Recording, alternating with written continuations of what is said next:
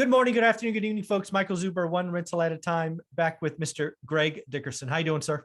Doing great, Michael. Good to see you.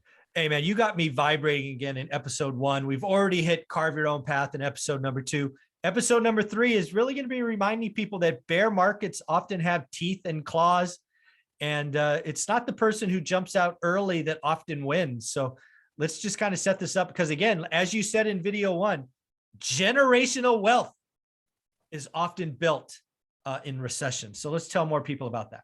Yeah. So, the biggest thing that you got to think about is obviously risk management. We are not in a bull market anymore. The Fed has pivoted. The economy is shifting, and there's a lot of macro, headwinds out there that we are experiencing and need to be aware of. And there's even more coming that we don't even know about and haven't even talked about. So we're in a risk off environment. We are in a maximizing your risk management environment. And what is risk? Preservation of capital. And the unfortunate thing is we're coming from a multi-year cycle since 2008 and 9, since the Fed has started QE, and we've had artificially low interest rates and all this money pumped in the economy, especially the last couple of years.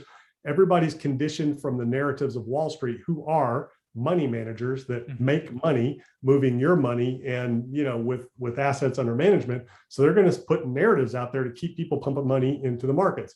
Buy the dip, right? So that's number one. Yeah. And bull market, always bull market on constantly, so there's these things. Don't be left out, don't miss the trade, those types of things. And it'll never go below here, you'll never be able to buy, all these different things. This is your last chance to buy at this level. So these are all Wall Street narratives that have been put into the market because the Fed put has been there, and everybody has been counting on the Fed backstop. And now the narrative, the Wall Street narrative, is the Fed pivot. So, right. So everybody's talking about, oh, the Fed will pivot. They're not going to let it go. They're not going to let markets crash. They're not going to, they're going to pivot. They're going to reverse course. Well, they did in 2015. They did in 2018. So that's been historically what they've done. And the portfolio managers that are in the biggest distress right now are the ones saying the Fed's making a mistake. They're going to ruin the market. You need to reverse course. And that's the Kathy Woods, anybody who's in FANG and tech and all that. Yeah. So that's a narrative that's come out of Wall Street. And the biggest problem is people feel like they have to do something because inflation's high. And that's another narrative. Your dollar's getting devalued. Inflation's high. You have to put it to work. Yeah. You have to put money to work. The people that are saying that are the people that literally have to put money to work because they're money managers. Some people do. Yeah. Yeah. Pension funds, life funds, they have to earn because they're paying out. So they have to put money to work. They have to earn. The problem is now we're in a bear market. Now we're in a down market.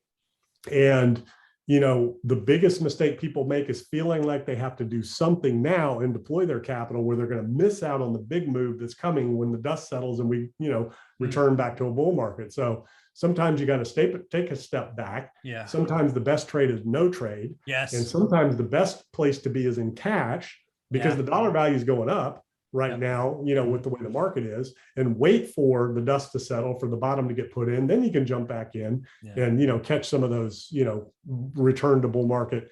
And how do you know? Well, the Fed's going to tell you. Okay. Yes, how do we know we're in a bear market? Because the Fed said so. They stopped, QE. They're raising rates, this Wednesday. So they said we are not in a bull market anymore. So until the Fed pivots and changes that narrative, you're not in a bull market anymore. Yeah.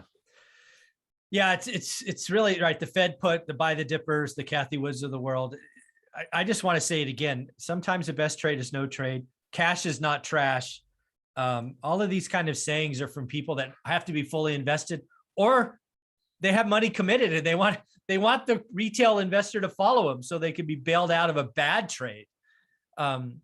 I did some research this weekend because I'm sure you've already heard that April was the worst month for stocks since 2008. It's kind of all over the news this weekend.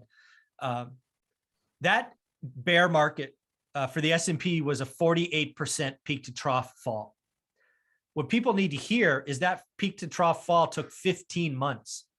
We've been in this one for 2 months, maybe 10 weeks. And oh, by the way, what has the Fed done so far? A 1/4 point move. They're going to get to neutral and probably go above neutral, which means 3, 3.5, 4. Eventually, we could have at least another year of a Fed tightening cycle. Do you agree? Yeah, absolutely. Again, all the Fed has done is say we are no longer in a bull market. The Fed has said, fasten your seatbelts. They haven't actually done anything yet.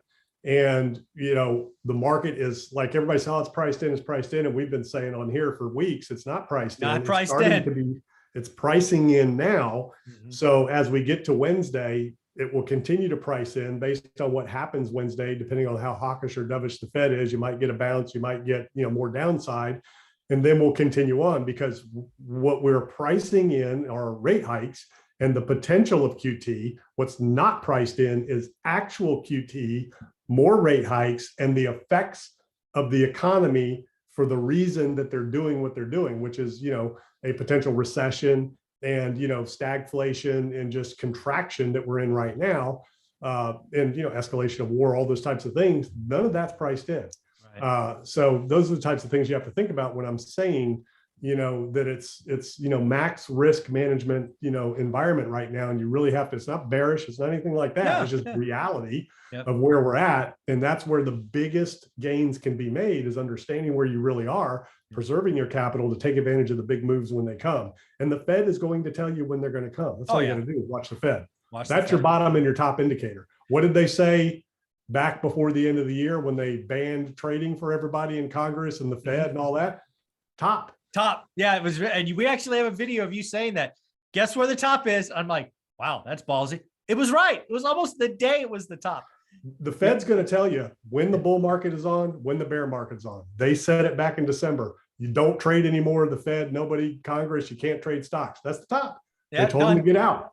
Yeah. And what's happened ever since, and they're going to signal when they pivot, if and when they pivot, if they can. That's a whole nother conversation. Yeah. And that's when, bull market back on. There you go.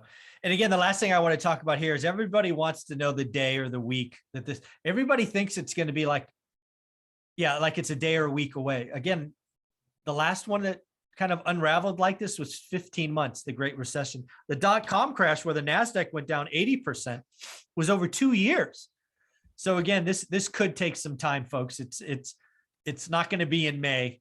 It's going to be months and months. I'm trying to fight off a sneeze. Sorry. That's okay. Anyway. Well, even in 2018. So let's go back to 2018 when the last time the Fed raised interest rates. So they started talking about it, in January of that year. Market dipped a little bit, came back up in October, and then the bottom was in December. So it was 3 months then, to the bottom when they actually raised rates the last time. And again, they haven't really done anything yet. The talk, goes back to, December, January is where all the talk started. And here we are, April, 4 months in. And we're at, I'm looking at charts while we're talking, we're at those critical levels where the Dow Jones is getting ready to take out, a major low, the last higher low, or lower low off of this turn. NASDAQ's already taken it out, working, in bear market territory. S&P is, just taking out the last low. So, all indications in the charts. And that's what gets me too, is there's people actually out there calling for new all-time highs in the markets. It's just, how's that going to happen without the Fed? Doesn't make any sense. Exactly. Folks, if you need to be following Mr. Greg Dickerson, both his YouTube channel that is behind me, but also has an amazing website. What is it? GregDickerson.com. That's where everything lives. Go check it out. All right, buddy. Thank you very much for your time this week. It's been a lot of fun.